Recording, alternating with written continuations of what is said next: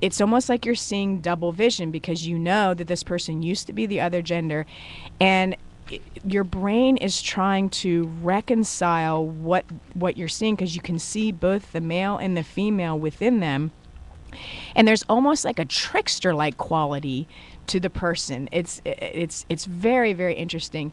And what it does is, I mean, I applaud the people who come out, and there aren't many in our country. I think it's like 1.5 million Americans who identify as transgender, which is only what 0.5% of the population.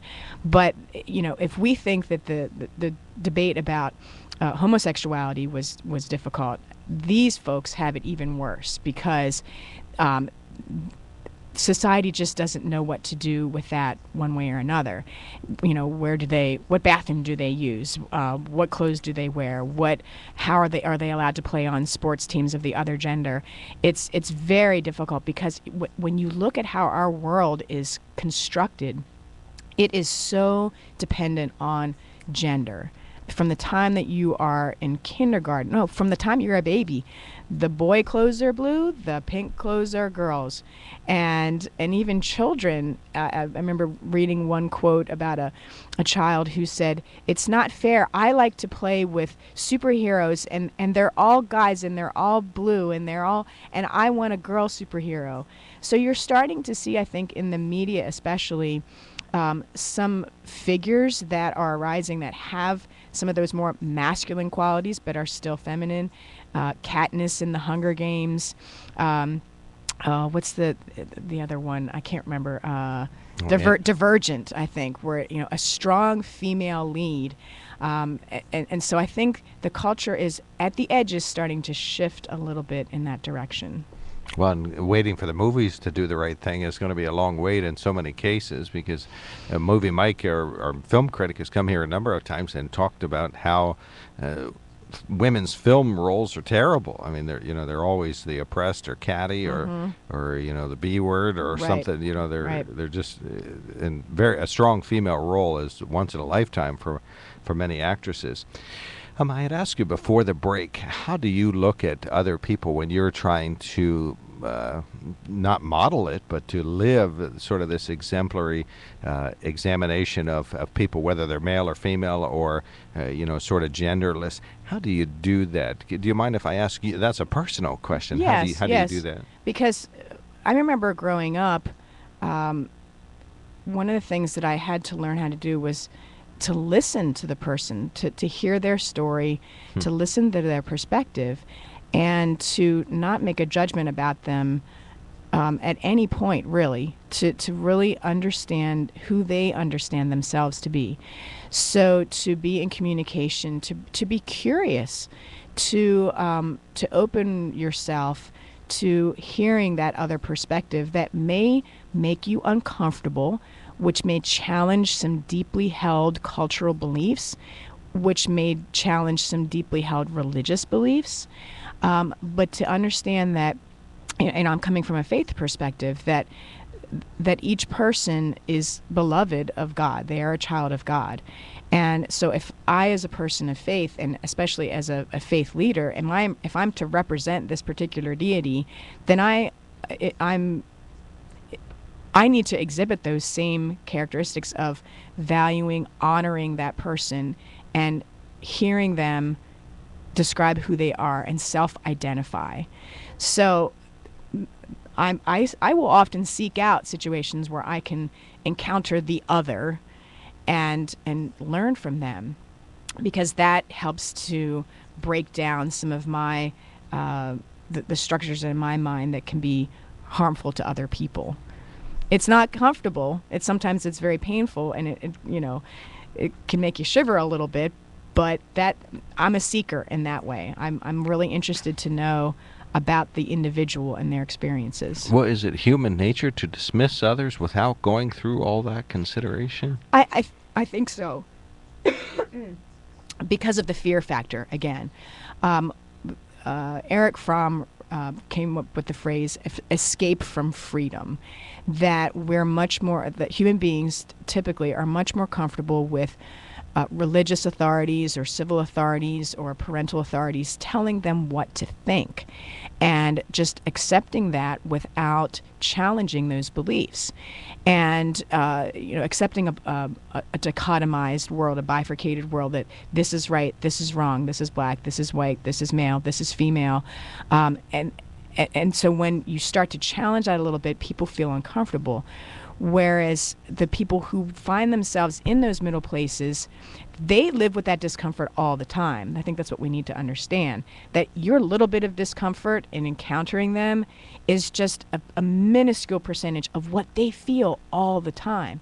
So my compassion as a human being lights up when I encounter somebody who is feeling on the outside, or feels themselves as other, and I'm compelled to want to make a connection with that person, and let them know that, especially as a person of faith and as a Christian, because a lot of Christians will reject those who are the other and outside the norm. I, as a Christian, want to communicate to this person that because you're beloved of God, you are beloved of me, even if I'm uncomfortable. I wonder how I can turn on compassion, though.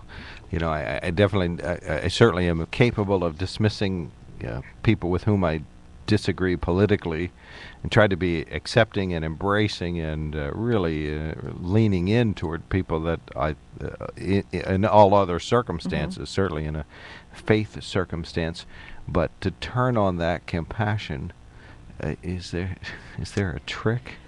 Well, in the best case scenario, that is where our faith can be helpful, and it doesn't matter what faith you belong to. That's one of the primary instructives of faith, is that we learn how to nurture compassion towards the other, and being again curious as to what they think, how they feel, how they see the world, and to find some commonality, some common ground, and to be able to form friendships and relationships based on this.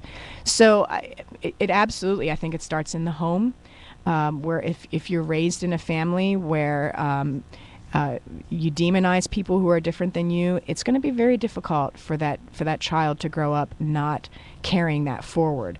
If you grew up in a household where the parent makes an effort to expose you to different types of people, different types of experiences, then you're more likely to be more compassionate towards the other. Again, I'm making a broad generalization here, which I don't want to do, but one of our listeners sends a note via text to me that says, "Should I pretend that the other person is God, or should I pretend that I am God?" Does that help at all? I mean, I guess they're sort of talking about maybe seeing God in other people, or maybe trying to be a little more Christ-like ourselves. Yeah, that's it's interesting that theme. You can find that across religious lines. In yoga, when you say, you fold your hands at the end and you say Namaste, the divine in me honors the divine in you. When Jesus says, when you did to the least of these, you did it to me, identifies those who are suffering and those who are in need with, that's who I am.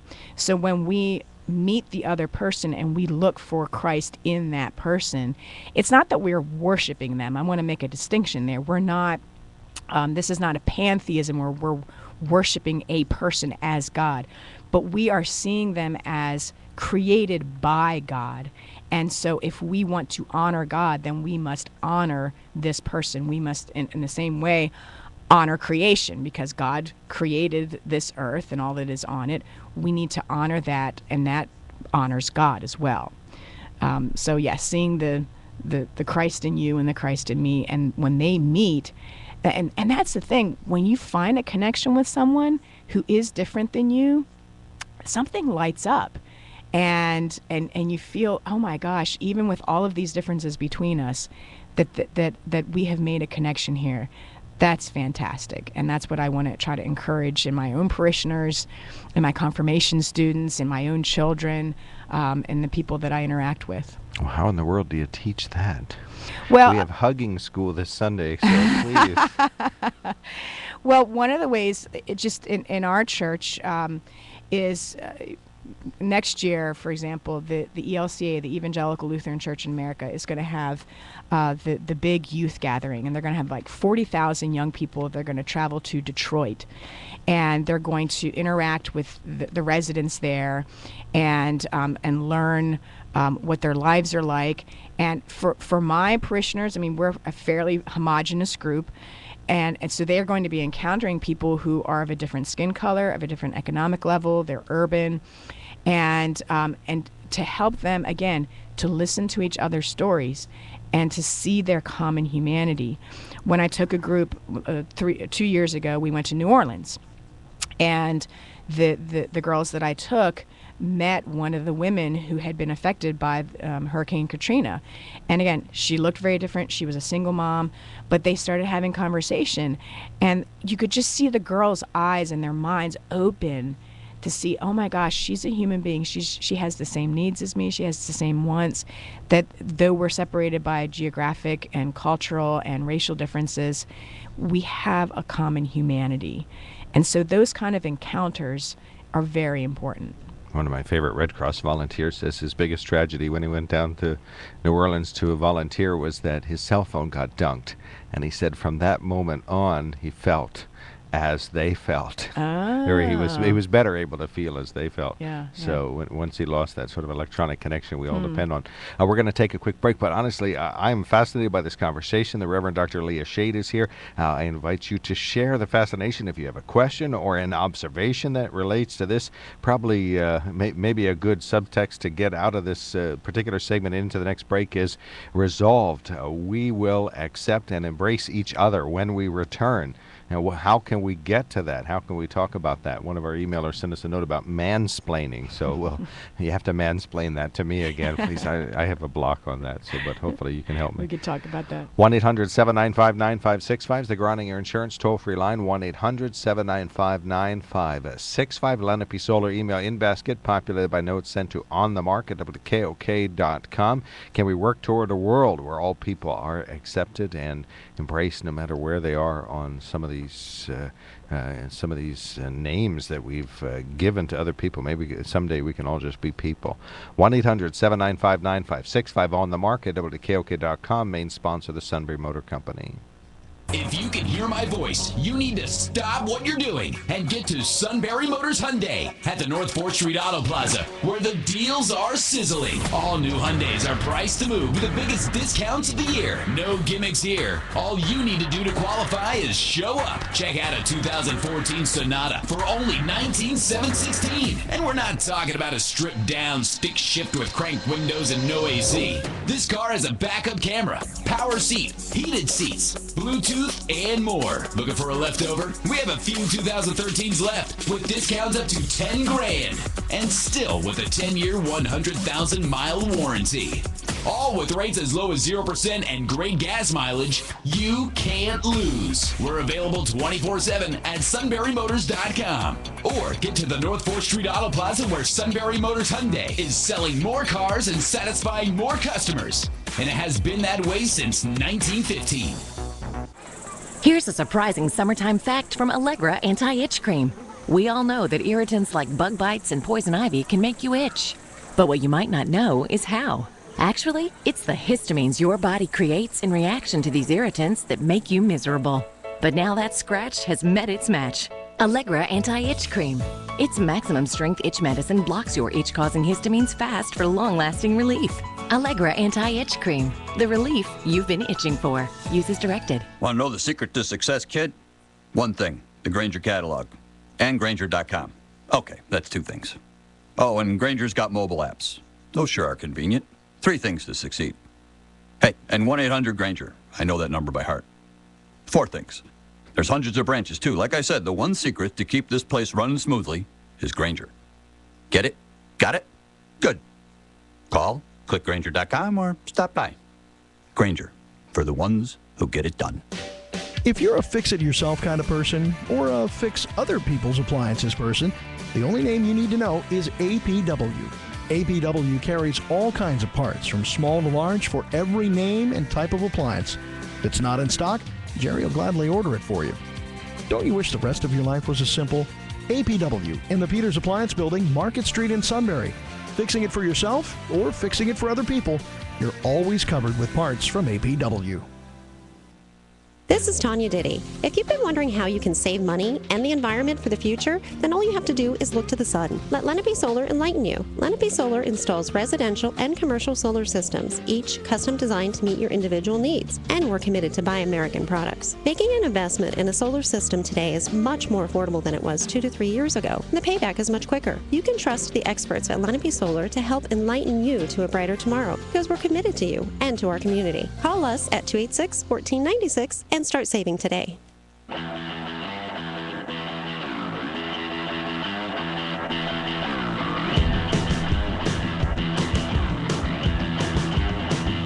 Greetings. Welcome back to the KOK Live Telephone Talk Show. The Reverend Dr. Leah Shade is here. We really invite you to call in.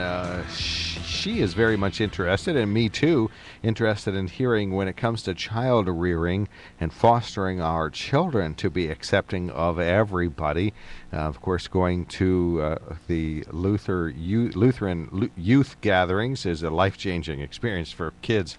It was funny, we had the Lutheran Assembly for the local synod, a regional synod over the weekend, and someone said it can be life-changing for kids. I thought, oh no, it is. It is, Those absolutely. kids, there's just no way you can come back the same after that kind of intensive retreat, the Lutheran Youth Gathering coming up in Detroit. But, okay, so best practices is what you were alluding to. Make a pitch for folks to call in. Yeah, you've heard what I've said about what I do as a pastor, as a parent, to try to foster that compassion in people, but I'd love to hear what others do. You have children. What are you doing to help to nurture them to have that compassion so that it happens naturally? What do you do as a teacher, as an educator? If you are a faith leader in our community, what do you do? How do you teach this in your congregation? How do you preach it? Really would be interested to hear some of the best practices, because I have a lot to learn in this as well, and I would love to hear what others are doing along those lines. All right, 1-800-795-9565. 1-800-795-9565. How do you teach what? Summarize what we're discussing. Well, being able to be compassionate towards a human being despite their otherness, so to speak, despite our tendency towards prejudging someone based on certain characteristics, whether that is their gender or their body type, their skin color, their preference for a mate. How do we get past that and move towards an understanding that can, again, move us away from the rage and more towards honoring, gratitude, appreciation for who God has created this person to be? 1-800-795-9565. The question is, how do you foster that trait in your child? How do you parent? How do you raise up a child? How do you lead kids in a Sunday school class? How do you lead kids in an academic school class? How do you teach to children to be not just sort of embracing, but, well, I guess embracing, but accepting and welcoming and nurturing and understanding and accepting and fostering of dialogue and interested in other people and others. Interested in other. I love that. 1-800-795-9565. Dr. Shade is here. We're going to read an email that relates to mansplaining.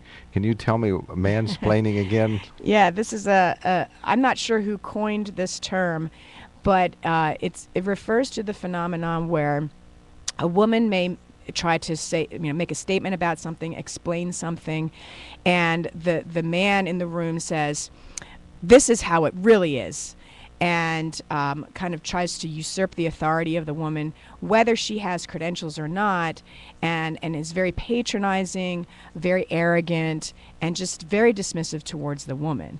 And so the email is asking if I have ever been mansplained, and I have actually on the air here with Mr. Reichley. I've experienced that where when I share some statistics or something that I've learned, it's just really, it's dismissed.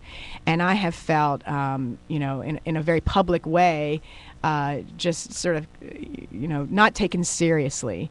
And whether or not it's conscious, I think it probably has something to do with my gender, because when I've been here with people who are male, there's a difference in tone in his reaction towards them. So it's a really interesting thing, a very phenomenon to observe.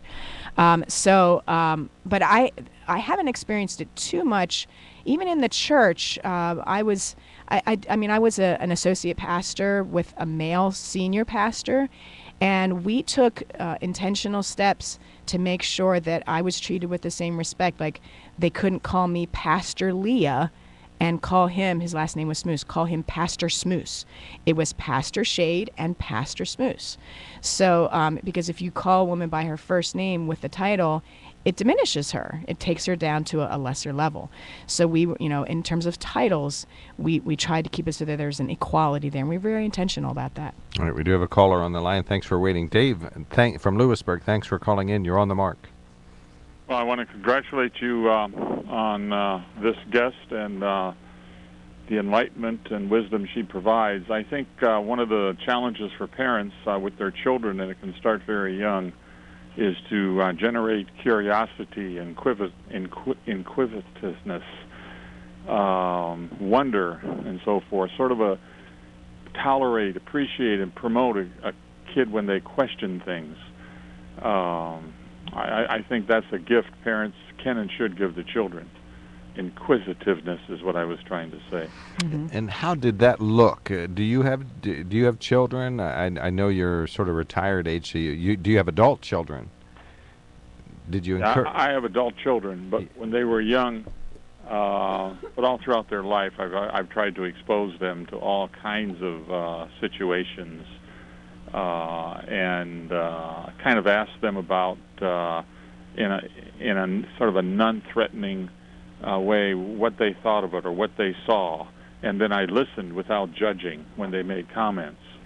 I remember one of my daughters was about 4 years old, and we had driven to this place where we're overlooking a city, and all the lights. It was like 10 o'clock at night, and she spreads her arms and says, "Oh, what a beautiful world." I didn't think the world was that big. Wow. And little stuff like that. And then I guess the other thing, and possibly the Reverend Shade will have some thoughts on this, I think it's extremely important for parents to use active listening when dealing with their children. And probably a lot of parents are not knowledgeable about active listening or skilled in using it or take the time to use it, and it's extremely effective for a parent. All right, and active listening defined how for our audience? Dr. Shade, would you like to Yes, respond to that? active thank listening you very is... much, David. Thanks for the call. Thanks, Yeah. Dave. Appreciate that. Active listening is when somebody says something to you and you paraphrase back what you've heard so the other person knows that you were actually listening to them.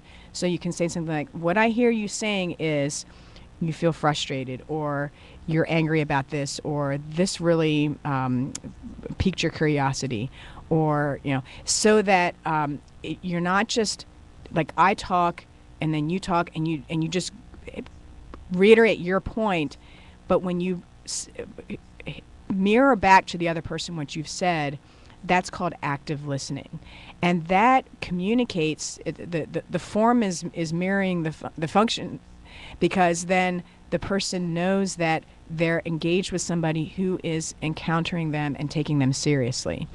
And so when you do that with children, it helps them, it models for them how to do that with others. So, and I think it's also important to do with spouses. And I have to work on that constantly. I mean, I'm a very forceful person. I know what I have. I'm opinionated. I'm educated now, and I think I know where it should, what it should be. So I'm constantly having to catch myself and say, slow down, and listen, and say back what you heard, so that they feel that you are communicating with them and not just preaching at them or just bulldozing your way through. You're not hubsplaining, which is husband-splaining. Hubsplaining. Oh, okay. Or wife-splaining. Yeah, either way. All right, we're going to take a quick break, and when we return, we are going to do the mansplaining email. But the Reverend Dr. Leah Shade put out a question there I'd love to hear answers to. How do you raise up your children? How do you foster them to do active listening? And do you do active listening with them? How do you raise a child to be eager and interested in the world around them so that they, too, will hold their arms out and say, what a wonderful world on certain starry nights. 1-800-795-9565 and on the mark at WKOK.com. Here's something to think about. How do you know if your insurance is the right price? Have you ever had your insurance reviewed? Do you remember when it was reviewed? And are you getting all the discounts you deserve? Let Groninger Insurance Agency give you a free, no-obligation second opinion on your auto, home, or business insurance. Give the Groninger Insurance Agency a call today at 570-473-8107. They're proud to represent the Erie Insurance Group. It's true, if you're not insured by Groninger Insurance, you're probably paying too much. Want to do lunch? Fast food again? Nope, better. Chestnut Street Deli. Fresh-made soup, sandwiches piled high, and made with all the fixings you want. You want to be a good boy, their salads are amazing, and they serve breakfast all day. Food is served fast, but it's better than fast food. I drive, you buy. From fresh, mouth-watering wraps, loaded deli sandwiches, homemade soups, and more, lunch is served at Chestnut Street Deli, 550 Chestnut Street, Sunbury. They cater to you. Call 988-2230. Like them on Facebook. For more than 3 years now, Radio PA and PAMatters.com have brought you exclusive monthly conversations with Governor Tom Corbett. It's your chance to have the Governor of Pennsylvania answer your questions and comments on the issues affecting you. The state has had a very difficult time as a legislature to come up with the resolve to deal with this head on. I said when I ran the first time, I'm going to make the tough decisions, and that's what people want you to make. Let us answer your question on our next Ask the Governor program. Go to PAMatters.com today and click on the Ask the Governor link at the top of the page. Important pieces of legislation that play into the budget, not the least of which is the pension issue. PAMatters.com is also home to exclusive video clips from Ask the Governor, a show honored as Best Public Affairs and Best Talk Show by the Pennsylvania Association of Broadcasters and the PA Associated Press Broadcasters Association. I'm Governor Tom Corbett. Please join me on Radio PA and PAMatters.com for a discussion on the issues facing our Commonwealth. Submit your questions or comment today. Ask the Governor on PAMatters.com. You know you're not supposed to drink and drive. You know you shouldn't talk on the phone, and worse yet, text and drive. But for some reason, you still do it. Are you impressing your friends? Maybe you just think you're being cool. But if you do get into a deadly accident, you impress no one when you're dead. Say no to distracted driving. Bet you your family and friends will think you're cool. This message brought to you by the stations of Sunbury Broadcasting Corporation, including News Radio 1070 WKOK and Sealands Grove Ford, proud supporters of Susquehanna Smart Drive. After yesterday's United States-Portugal match, we'll talk about where to next for the U.S. today. 3 to 5, Steve Jones Show, News Radio 1070 WKOK.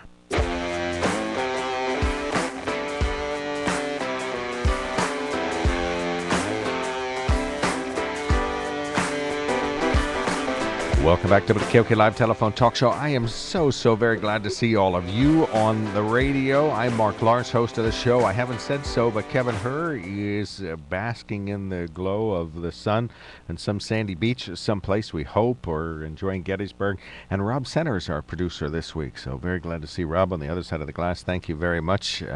I've already given out the title of greatest producer in the universe, so we'll have to make you probably number 2. But number what? No, 1A. Yeah, 1A. Okay. You know, it's a big universe, and there's room for both of you at the top. 1-800-795-9565. We're talking to Dr. Shade about the idea. We really started out with Yes, All Women, but we're talking about raising up kids that are accepting and nurturing and being parents who are teaching at just loving people. Really, that's what it is. I mean, we can come up with 1,000 books to read about it, but it's love. And it's Christian is one way to look at it, but it's a very godlike thing. It's a very human trait to love as it is to be dismissive of others. So we're trying to nurture that a little bit today. 1-800-795-9565. How do you nurture children? Bill from Sunbury, thanks for calling in. You're on the mark. Good morning, Mark. Good morning, Pastor. Good morning.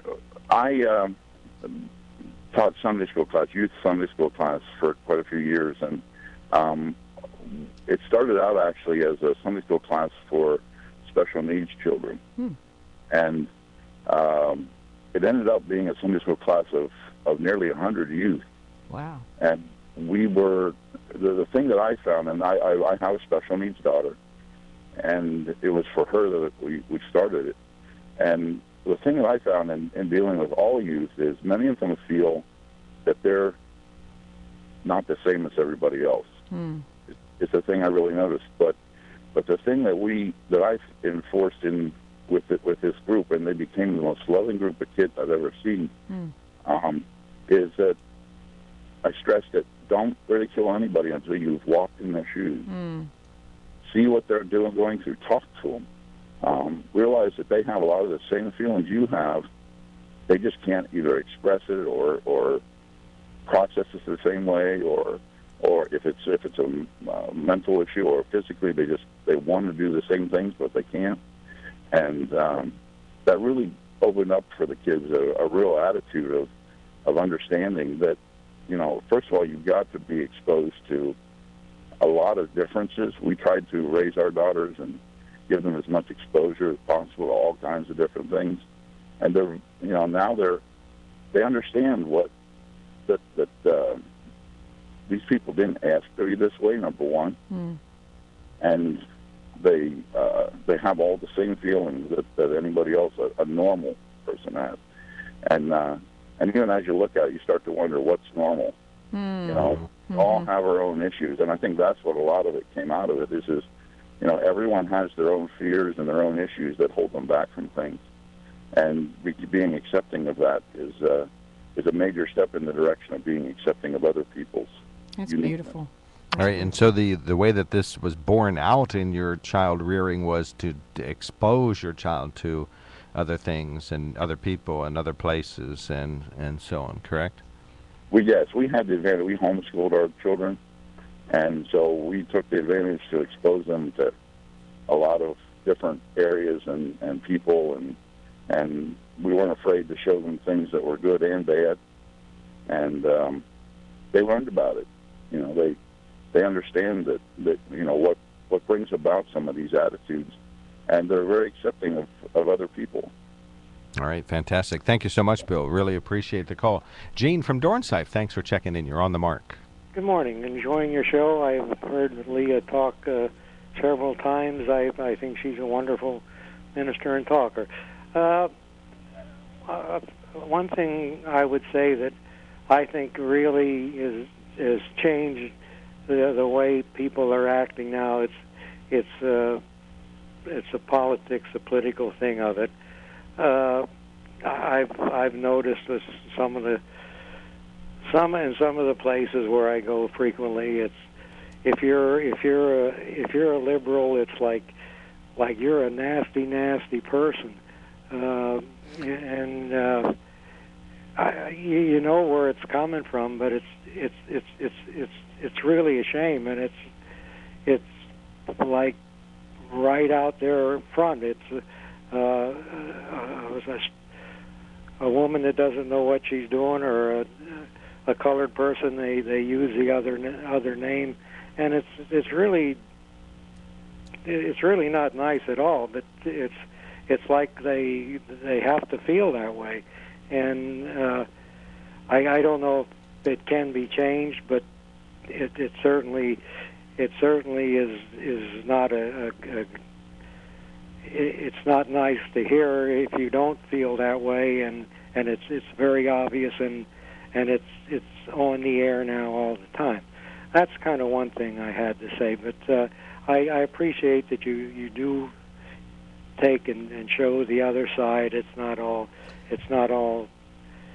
This is the right side we're talking about here now. Right. It is the right side. The good side. Yes, Okay. Yes, sir. Thank you very much, Gene. Thanks for being such a good, loyal listener. Much appreciated. On topic of mansplaining, third smartest woman in the world sends us a note, and it says, I know your chief mansplainer is not there today. Yeah, Ben has the day off.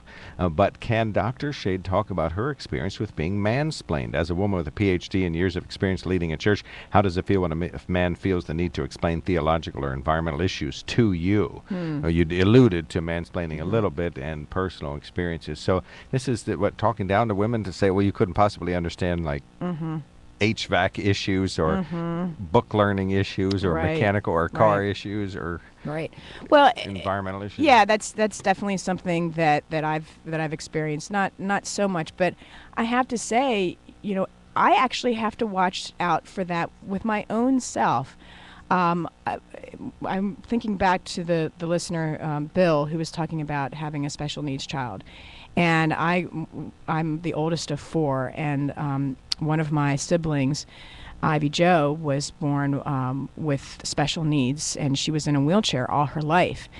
And I remember how people would treat her. This was back in the 70s, before there was a lot of support. You can get a lot of support on the internet for special needs families, but that just didn't exist back then. And so when it was often looked to me to be the one who was the competent one, because I could walk, because I could dress myself, that somehow my intelligence level was enhanced by my physical level. And whereas Ivy Jo was often looked down on because of her physical disability, that somehow mentally she was not capable. And so I had to be really careful that I didn't, it's not mansplaining, but able-splaining, that anytime I think that I'm superior to the other person, that I have to really, again, slow down and not be so concerned about my own ego and my own need to shore that up, and to, again, listen to the other person, give them a chance to speak, give them a place at the table so that their voice can be heard. That is, I think, what the lesson, no matter whether you're the man thinking you're superior to women, or you're the able-bodied person thinking that you're superior to the person born with blindness or hearing loss or physical disability, whether you're the person with light skin with the person with darker skin, that somehow we keep going into this hierarchy where we think that we are better because of the way we were born or something happened to us. That is something that's so destructive, and we've got to get away from that. All right, 1-800-795-9565. How do you nurture that in your child? What did you do to raise a child, or are you doing to raise a child, or how were you raised that involved making sure that you honored the child's curiosity and opportunities to explore the world in a sort of a gender-free fashion? This is a natural correlator to our Yes All Women discussions that have been underway for about a month here at WKOK. Rachel sends us a note, says, Detroit announced earlier this year that they would begin shutting off water to 300,000 of its poorest residents this summer. Detroit sits on the shores of the largest supply of fresh water in the world. Detroit's poverty level is 40%. Water rates have risen 119% over the last decade. Unemployment is at a record high. Do we as a society have a duty to make sure that even the poorest among us have access to clean water? Is it a human right, says Rachel. And I will say the Revised Common Lectionary has the Matthew quote this weekend, where if you give a glass of water to a child, you will be given your rewards. That's Lawrence's bad paraphrase. Whoever gives a cup of water to the little ones, again, it's, you do that to me. It's you will be blessed. Okay. Yeah. So in Detroit, they're taking away water from the little of us. Do we not have an obligation as a society to provide water to those who need it? And I think she's referring back to, I had talked about the ELCA youth gathering in Detroit next year. And I'm glad she raises this point, because one of the things that we're going to be doing with our youth is to educate them as to what the issues are. And I was not aware of these statistics, so I'm glad that she is bringing this up so that I can share this with our group. Do I think that clean water is a human right? Absolutely. I think that clean air is a human right, and that's why I was so vocal against the tire burner that was defeated back in January. That there are certain inalienable rights that we have, environmental rights to clean water, clean air, public health, that should not be based on your income level. And that is one of the great injustices that we're seeing, is that those who, again, think that they have the right, the ability, the power, the strength to take what they want to the detriment of the other, at a great cost to the other, that is justified and rationalized in so many ways. But that is something that we absolutely must advocate for and stand up for. All right, 1-800-795-9565. We invite you to call in. We have just a few moments left with Dr. Shade is here. She's the Reverend Dr. Leah Shade, pastor, United in Christ Lutheran Church, founder of the Interfaith Sacred Earth Coalition, recent PhD recipient from the Lutheran Theological Seminary in Philadelphia, and an occasional workshop teacher for lay leaders and others, and rostered leaders in the Upper Susquehanna Synod. We have a very interesting piece of synod business to discuss if we have time for it. I almost don't conceive that we will. We have 2 emails pending that relate to our conversation about accepting everybody, no matter what their sex or ability. No disabilities, just differently abled or different abilities is what we all have, and different inabilities too. 1-800-795-9565. We'll be right back. If you can hear my voice, you need to stop what you're doing and get to Sunbury Motors Hyundai at the North 4th Street Auto Plaza, where the deals are sizzling. All new Hyundais are priced to move with the biggest discounts of the year. No gimmicks here. All you need to do to qualify is show up. Check out a 2014 Sonata for only $19,716. And we're not talking about a stripped down stick shift with crank windows and no AC. This car has a backup camera, power seat, heated seats, Bluetooth, and more. Looking for a leftover? We have a few 2013s left with discounts up to $10,000 and still with a 10-year, 100,000-mile warranty. All with rates as low as 0% and great gas mileage. You can't lose. We're available 24/7 at sunburymotors.com. Or get to the North 4th Street Auto Plaza, where Sunbury Motors Hyundai is selling more cars and satisfying more customers. And it has been that way since 1915. These past few years have been tough on all of us. You may have even given up on your dream of owning your own home, but don't give up just yet. We're PHFA. We help people realize their dreams of owning their own home with features like competitive interest rates, down payment and closing cost assistance, and even free home ownership counseling. PHFA can make your dream of home ownership finally come true. Learn more at phfa.org or call 1-800-822-1174. I'm Brian Hudson, and we're PHFA. Welcome home.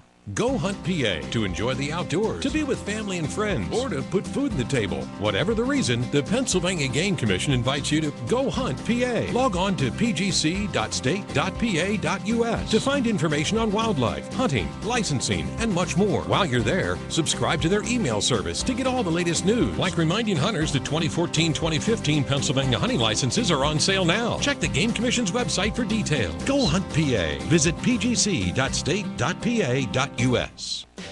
If you're a fix-it-yourself kind of person or a fix other people's appliances person, the only name you need to know is APW. APW carries all kinds of parts, from small to large, for every name and type of appliance. If it's not in stock, Jerry will gladly order it for you. Don't you wish the rest of your life was as simple? APW in the Peters Appliance Building, Market Street in Sunbury.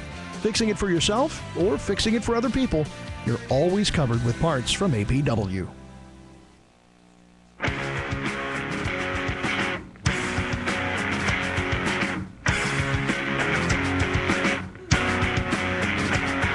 Welcome back to WKOK Live Telephone Talk Show. Speedy dialers, speedy emailers only. We have 3 emails pending. We won't give them justice, but we'll read them because of the time constraint. But if anybody would like to join us telephonically, 1-800-795-9565. What have you done to nurture your child is the question that's out there. One of our listeners, not signed, says, is empathy the first step necessary for compassion? How do we bring about empathy when so much of our culture is us versus them? Oh, what a great question. Empathy is to be distinguished from sympathy. Empathy means that you are feeling with. And sympathy is when you feel sorry for somebody, but empathy is when you actually try to share in the feeling of another. And that's, I think, what we've been talking about a lot here. You know, how do you help men feel what women feel, even when they're not women? How do you help women feel what men feel? And I think one of the key ways to do that is communication, is talking, is sharing. listening non-judgmentally and through active listening with an open mind, knowing that when I honor the humanity of that person, that my humanity is also being honored. Right. David sends us a note. Congratulations for dealing such a critical topic. Ineffective, unskilled, and inadequate parenting is a major problem in our valley, as in many places in America. Effectively teaching empathy, compassion, and curiosity is what makes our children healthy and prepared to be successful in our world as it becomes more complex and globally focused, says David, after he says the words peace and justice. And Margaret sends us a note, says, I raised my children in Mount Carmel, a very safe but sometimes backward area, to counter the negative effects of the area while enjoying the positive. I read everything they read in early elementary years and told them the truth. Seriously, I wanted to know what they were being exposed to, and we discussed many alternative views. All through high school, I would read some of the current reading list or personal choice fiction. I know Judy Bloom well, the author of the teen books. Good show, says Margaret. So thank you. Good email. Very much appreciated. Yeah, there's some great young adult literature out there. I think reading books where you get to see the perspective of the person, the other, and helping to understand their humanity. I just finished reading a book that my daughter's 11, and called Holes, and talking about a young boy who is overweight and what he experienced. And now I'm reading another one with her called Wonder, about a boy who has severe facial deformities and understanding what is life like for him. I can't think of any other better way to expose her, to help her nurture her humanity, than to encounter people through the actual one-on-one and through literature. All right. Well, thank you so much for coming in. Well, thank you for inviting me. This is always a pleasure. I really appreciate that. We mentioned there's a tiny bit of Lutheran business. We'll get to it, but in a sentence, the Lutheran Synod, of which you and I are members, regionally passed a resolution that really calls for in bottom line, the repeal of the Halliburton loophole, more responsible drilling and exploration for natural gas. So that environmental topic to be raised again in the days ahead. Thank you so much. Thank you, Mark. I really do appreciate it. The Reverend Dr. Leah Shade back in our studios. We thank her for coming in. Lenape Solar email in basket is always open 24/7. You can send us a note at onthemark@wkok.com. Lenape Solar, fastest growing solar company in the valley. Solar power, not just a good choice, but the best choice. Groninger Insurance Agency sponsors the toll-free line, and that is 1-800-795-9565. And check that. Groninger Insurance, full-service agency. John, Jim, Paula, and Mel, along with the rest of the staff at Groninger, about making sure your insurance needs are met. GroningerInsurance.com. And the Sunbury Motor Company, our main sponsor. Sunbury Motor Company, North 4th Street, Sunbury, and you can find them on routes 11 and 15 at Hummel's Wharf, or go to this address, sunburymotors.com. This is News Radio 1070 WKOK Sunbury.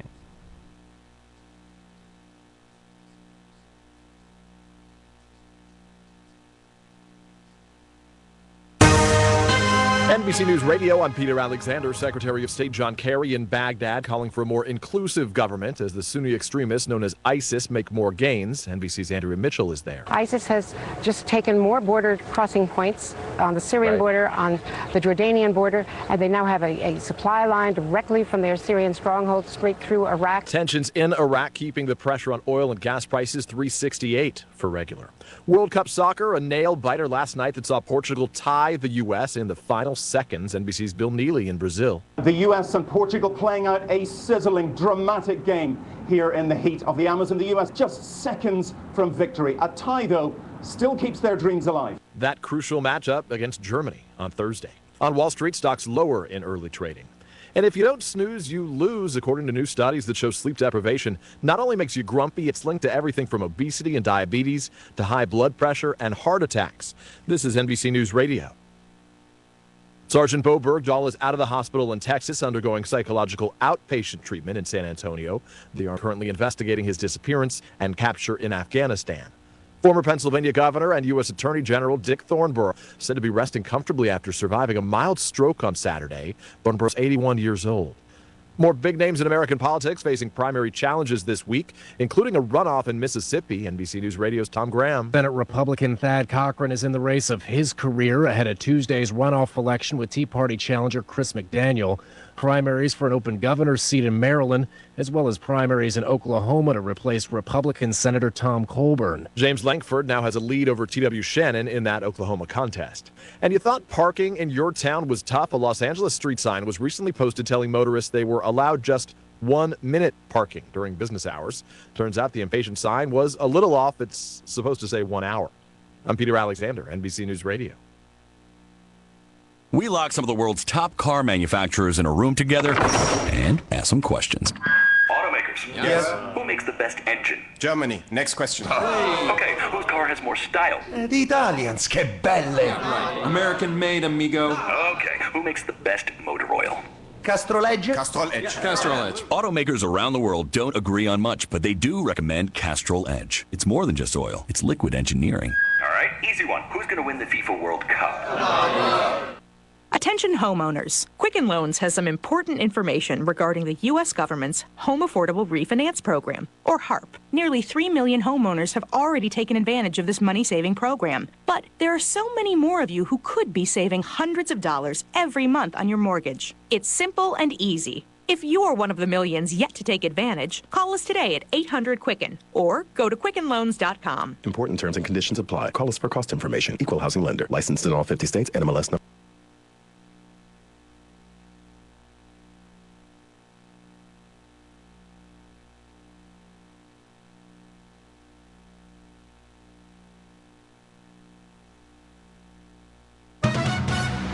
When news breaks around the central Susquehanna Valley, learn about it first on News Radio 1070 WKOK and WKOK.com. Truck strikes wires in Trevorton. AccuWeather says sunshine mixing with clouds today, warm, a high 84. Good morning, I'm Cody, JWKOK News.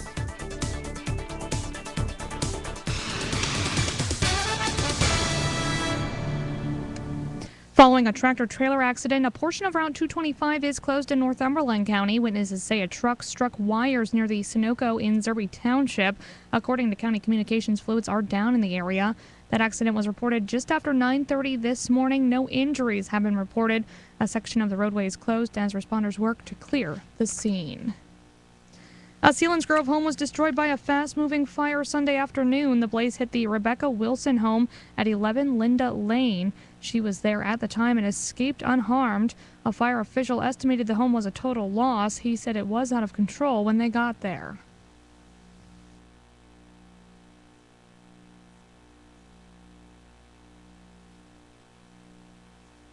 First fire apparatus came in, waited from the hydrant, and quickly made an interior attack on the fire. Fire was throughout the house shortly after. We transmitted the second alarm for more additional resources and knocked the fire down, and as you see it now. Brendan Ulrich, Assistant Fire Chief, Dauntless Hook and Ladder Company. The 3:30 p.m. fire hit the home, which is not far from the Selinsgrove Community Pool. Volunteers from Selinsgrove, Sunbury, Northumberland, Hummel's Wharf, Shamokin Dam, New Berlin, Freeburg, Union Township, Middleburg, Kramer, and Cronserville were involved in the direct response or in a standby capacity. He said the heat of the day was a factor in the firefight.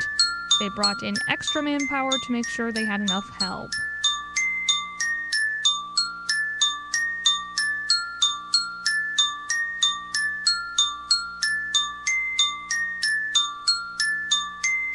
Welcome to the Dan Patrick Show. It's the Godfather. Online at danpatrick.com. Honey, no more sunscreen? I got to get back to Southgate. What's Dan Patrick? Oh, you guys got World Cup fever. I can feel it.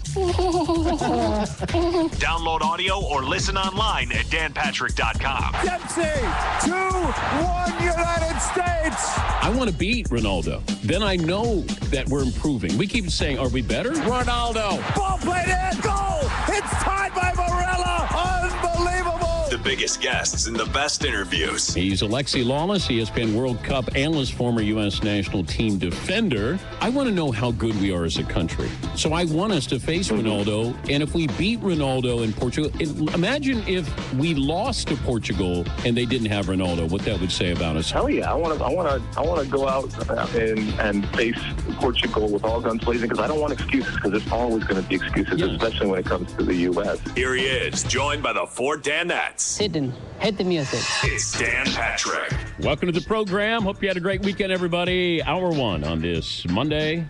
Dan Patrick Show. Our simulcast, audience channel 239 DirecTV and the NBC Sports Network. All 3 hours, all 11 cameras, all 4 Danettes. Seton, Paulie, Fritzy, and McLovin. I'm Dan Patrick, and we've got World Cup fever here. I don't know if it's a 24-hour fever or it's going to last a little bit longer. You know, it can be dangerous for sports fans when you play that what-if game. You wonder if something had changed, just a little thing, the result would have been different. Now, we don't know what the impact of the U.S.'s draw against Portugal will be, but still have a great chance to advance here. But you can't help but wonder about the critical mistakes that allowed Portugal to score with no time left on Sunday. Michael Bradley did not have a good game. And you know what? They gave Ronaldo one too many chances. 30 seconds left. And the defenders, they let Varela get behind them, had the header, and you know what? It was a great match. And I think if somebody said to you, hey, you're going to end up with a draw, a tie, I think most Americans would have said, yeah, we'll take that. You look back in history, you know, what if the Oakland A's did not pitch to Kurt Gibson, or maybe Kentucky double-teamed Christian Laettner, or maybe somebody was actually covering Franco Harris on the Immaculate Reception. You can play that what-if game. Now, granted, the magnitude of this doesn't compare to those sports with what happened, those events. Hopefully, the United States will not be playing a what-if game after Thursday's match with Germany, which we'll get into. Just heard from Landon Donovan. Landon said, you want me on today? Sure. We'll talk to him a little bit later on today. And Kyle Martino of NBC Sports, former USA player and part of the Premier League coverage with NBC. He'll join us coming up a little bit as well. Adrian Wojnarowski, the best information man in the NBA. He will join us as it's opt-out weekend for Melo. I don't know if it said that on your calendar, but it was opt-out weekend for Carmelo Anthony. And let the games begin. So, Melo, you're going to have these sightings. It's kind of like Bigfoot. Houston, Chicago, Miami. Maybe not New York. Yeah, see. He's looking at real estate here. Yeah, that was another. That's my favorite. Yeah. So we'll talk about that with Carmelo Anthony, the likelihood that he could leave the Knicks. I still find it, you know, Phil Jackson make this fascinating here. Fascinating. Because he's telling Melo, hey, leave less on the table, you know, to stay. You have Pat Riley saying to LeBron James, hey, you guys can't quit this. You know, this is what great teams do. They come back after they lose. So you have these legendary figures trying to play mind games with their stars. LeBron, to me, is staying in Miami. As far as Melo goes, I don't know if Phil Jackson's really going to shed a tear if Melo leaves. I just get that feeling that Phil is saying, I'll take you at a bargain, but if you decide to go, okay. Is he the guy you want to build around? How about what's going on with the Chicago Bulls?